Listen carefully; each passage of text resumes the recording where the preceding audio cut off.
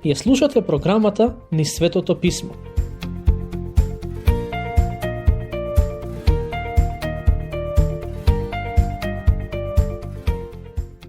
Продолжуваме со обработка на глава 30 од Старозаветната книга Излез. Минатиот пат прочитав неколку од стиховите кои се однесуваат на жртвеникот за кадење. Но денес сакам да продолжам со коментар за тој дел од главата. Жртвеникот за кадење. Како и за сите други предмети кои се наоѓаа во шаторот, Бог му даде на Мојсеј конкретни упатства како да го изгради жртвеникот за кадење. Должината нека му биде лакот, а ширината лакот, четвороаголен да биде, и 2 лакта висок, од него нека излегуваат роговите негови. Жртвеникот за кадење беше еден од најмалите предмети кои се наоѓаат во шаторот, но сепак имаше исклучителна важност. Како што спомнав минатиот пат, станува збор за предмет кој се нарекува жртвеник, но на него не се принесуваа животински жртви, туку само кадиво. Кадиво. Не принесува над него никакво друго кадиво, ни се паленици, ниту принос од леп, ни преливање не изливајте над него. Ке ги прочитам последните стихови од оваа глава, за да видите од какви мириси свештениците требаше да го подготвуваат кадивото. И му рече Господ на Мојсеј: земи благопријатни мириси, стакта, оникс, халван миризлив и чист темјан, од сите работи во еднакви делови, и од нив направи кадиво, мироварено со умешноста на мироварец, чисто и свето. Па, откако ќе го истолчиш ситно, ставај од него во скинијата пред ковчегот на заветот, каде што ќе ти се јавувам. Тоа нека ви биде голема светост. А такво кадиво, какво што ќе направиш, немојте да правите за себе. Тоа нека ви биде светост пред Господ. Врз жртвеникот со кадиво требаше да се пренесуваат само овие мириси и ниедни други. Стактата беше посебен мирис кој се добиваше од дрвја кои растеа на планината Галаат и се нарекуваше и балсамот на Ерихон. Ониксот се добиваше од посебен вид школки. Халванот од посебни растенија кои растат само во пределот на Сирија. Првосвештеникот требаше да ги земе сите овие и во комбинација со темјан да направи мирис кој имаше прекрасна арома. Не само тоа, туку обичните луѓе не смееја да го прават и користат овој мирис. Слушнете што пишува во последниот стих од оваа глава. А ако некој го направи тоа за да кади со него, нека биде истребен од народот свој. Со други зборови, тоа значи дека никој друг не смееше да направи такво кадиво и да се обиде од дома да му го принесе на Бог. Што значи сето ова? Жртвеникот за кадење не подсетува на важноста на молитвата, славењето, и е символ за местото на кое доаѓаме кај Бог за да му благодариме и да ги принесеме нашите барања. Сите овие нешта поврзани со жртвеникот за кадење ни даваат до знаење дека Бог има одредени принципи до кои сака да се држиме кога доаѓаме кај него. Во Библијата пишува дека треба да го обожаваме во дух и вистина. За жал денес во некои цркви се користат секакви средства се со цел да се придобијат нови луѓе. Мора да бидеме внимателни во однос на овие нешта, за да не почнеме да практикуваме нешто што Бог го забранил во неговиот збор. Бог му кажа на Мојсеј од какви материјали треба да се направи кадивото за жртвеникот. Веќе спомнав дека кадивото е символ на молитвите. Во еден од псалмите, царот Давид пишува: нека мојата молитва се издига пред тебе како кадиво. Покрај другото, кадивото е потсетник дека имаме посредник на небото. А тоа е Господ Исус Христос, великиот првосвештеник. А Арон нека кади на него со кадиво со пријатна миризба. Нека кади над него секое утро кога ги приготвува кандилата. И кога ќе ги пали Арон кандилата навечер, нека кади над него. Нека има постојано кадење пред Господ во поколенијата ваши. Службата на Арон беше предслика на службата на Господ Исус Христос, нашиот посредник. Во шаторот и неговиот двор имаше 2 предмети кои сведочеа за Христовата служба на небото. Едниот е жртвеникот за кадење, а другиот е бронзениот мијалник, за кој ќе зборуваме подоцна. Дизајнот на шаторот кој Бог му го даде на Мојсеј предвидуваше 2 жртвеници. Едниот е надворешниот, бронзен жртвеник каде се принесуваат жртви, а другиот е внатрешниот жртвеник, кој служеше за кадење. Не принесувај над него никакво друго кадиво, ни се паленици, ниту принос од леп, ни преливање не изливајте над него. Моje лично убедување е дека жртвеникот на кој се принесуваа животински жртви беше потсетник за земјата и гревот на луѓето, а жртвеникот за кадење зборуваше за небото и светоста. Жртвеникот на кој се принесуваа животински жртви е слика за тоа што го направи Христос за нас на земјата, а жртвеникот за кадење е слика за тоа што го направи Христос за нас на небото. Жртвеникот за кадење не подсетува и на нашиот удел во славењето и обожавањето на Бог.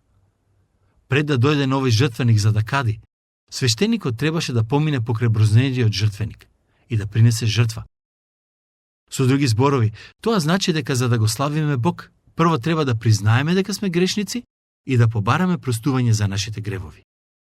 Пред да имаме заедништво со Него, треба да го добиеме Неговото простување.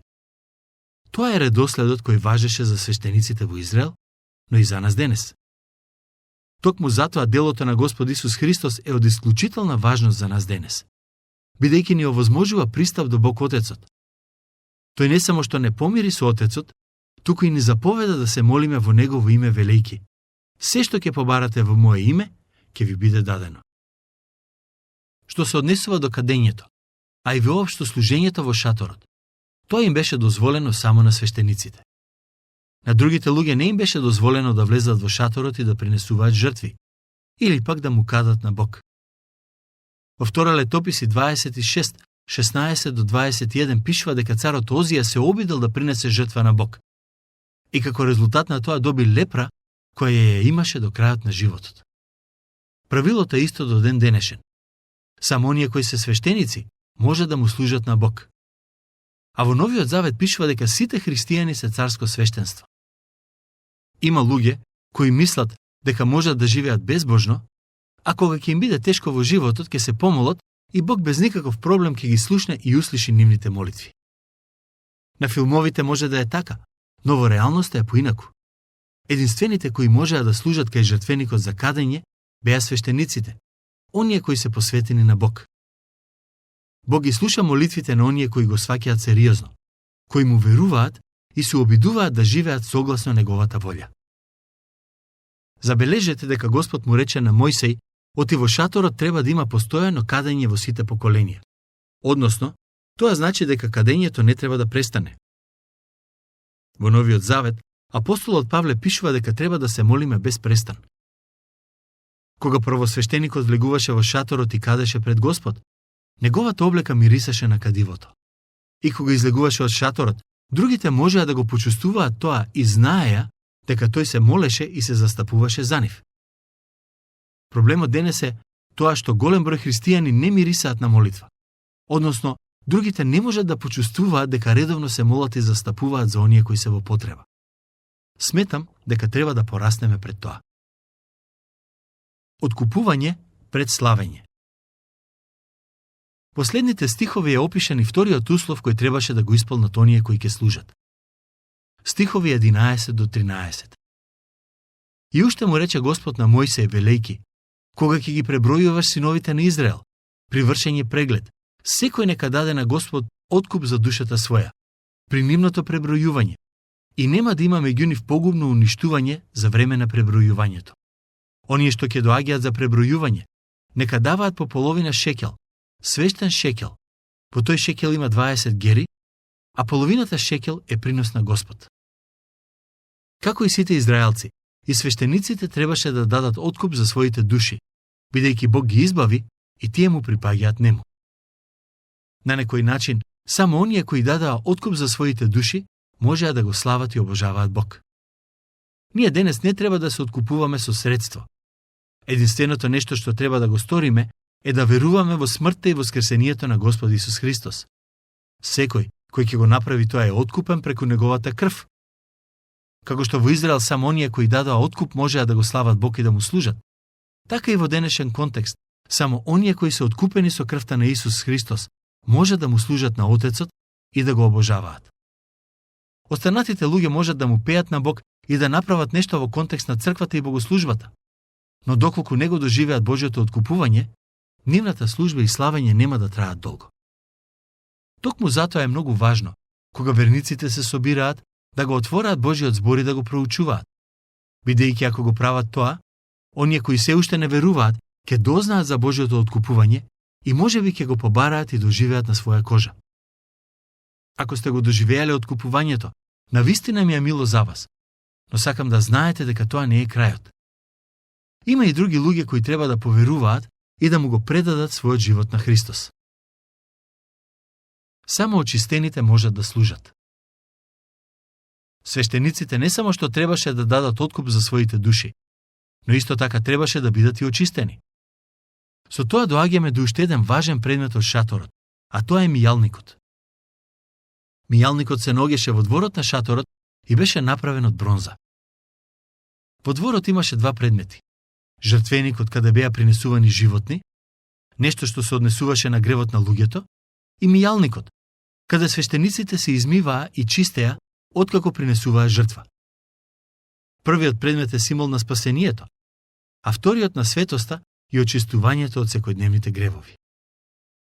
Слушнете што пишува во стиховите 17 до 20 од глава 30. И уште му рече Господ на Мојсей, велејки: направи и мијалник од бакар за миење, и подножјето негово нека е од бакар. Постави го меѓу скинијата и жртвеникот, и налеј вода во него.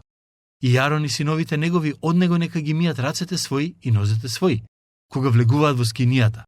Нека се мијат со вода, за да не умрат, или кога пристапуваат кон жртвеникот за да му служат и да му принесуваат на Господ жртва.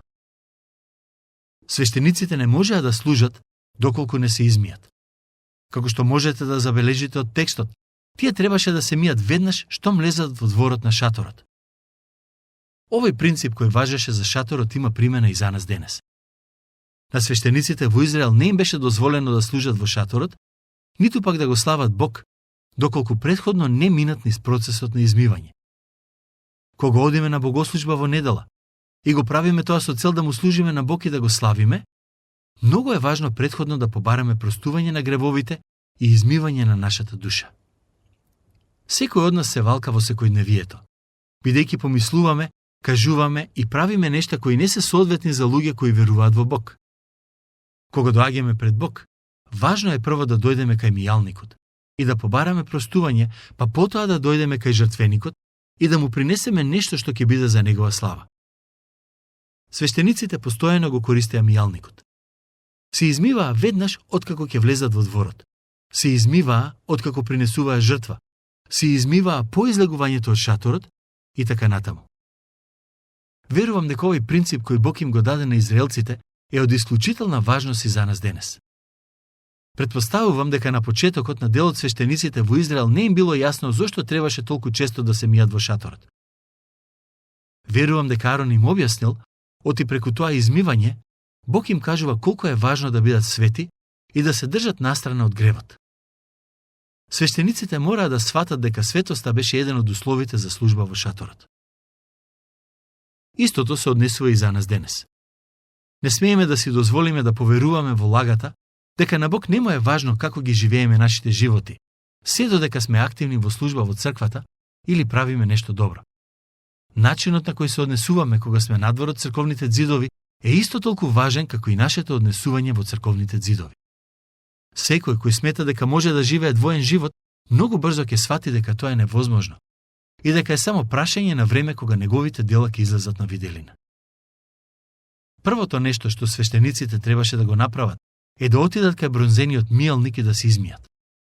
Со тоа признаваа дека доаѓаат нечисти и дека им е потребна водата за да ги очисти. Во 1 Јован 1:9 пишува: ако ги признаеме нашите гревови, тој е верен и праведен да ни ги прости и да не очисти од секоја неправда. Бронзениот мијалник е символ за потребата за очистување и осветување. Ако сакате да му служите на Бог, потребно е да бидете очистени и осветени. Водата од мијалникот за нас денес е символ на Божиот збор. Начинот на кој Светиот Дух не очистува е преку вистините од Божиот збор, каде ни е ветено Божиото простување. Но исто така и ни е ветено дека Бог ќе ни даде сила да му кажеме не на гревот и да живееме во светост. Има луѓе кои мислат дека можат да живеат чист и свет живот, без притоа да го познаваат и практикуваат Божиот збор. Тоа е невозможно. Библијата не ни остава таква опција. Во неја јасно пишува дека светоста и побожноста се постигнуваат само тогаш кога бараме простување за гревовите. Но исто така и му дозволуваме на Бог да действува во и преку нас, со цел да постапиме поинаку следен пат кога ќе се најдеме во искушение. Во Новиот Завет пишува дека Божиот збор е како огледало. Ако станете наутро од спиење и застанете пред огледало за да се видите како изгледате, сигурен сум дека ќе најдете некаков недостаток. Можеби косата не ви е наместена. Можеби лицето ви изгледа поспано и слично. Огледалото ви кажува кои се вашите недостатоци и како да ги поправите. Божиот збор го прави тоа за нашиот карактер.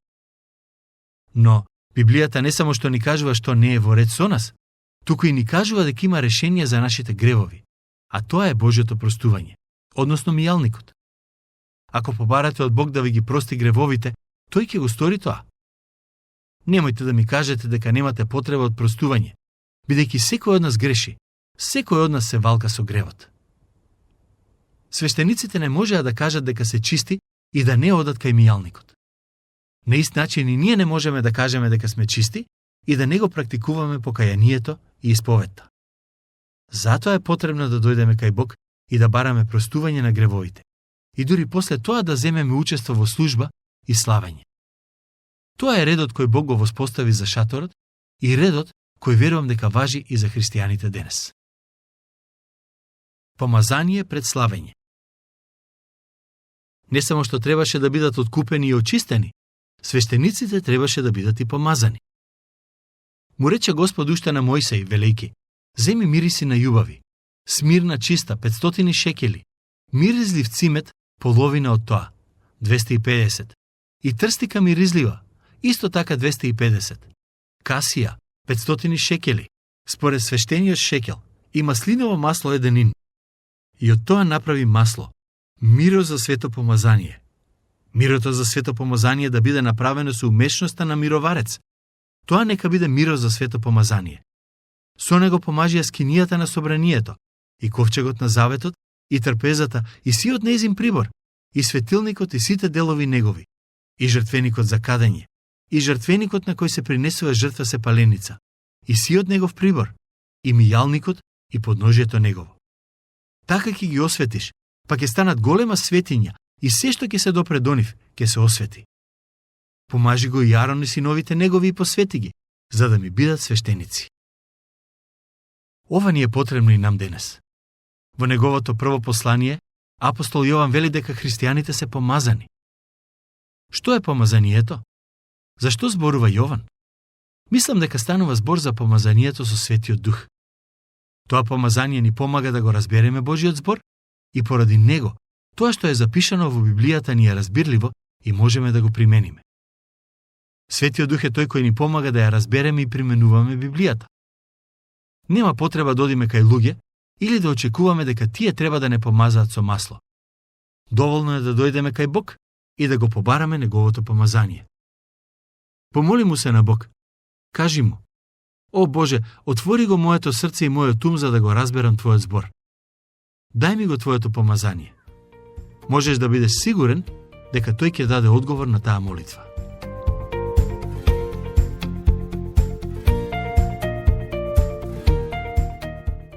Слушнавте емисија од програмата Низ Светото Писмо.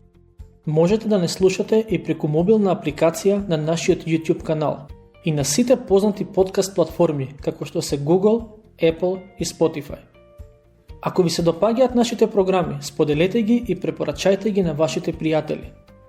Бидете слободни да оставите свој коментар или да ни пишете на нашата имейл адреса nizsvetotopисmo@gmail.com. Следете ги нашите страни Низ Светото Писмо Македонија на Facebook и Instagram.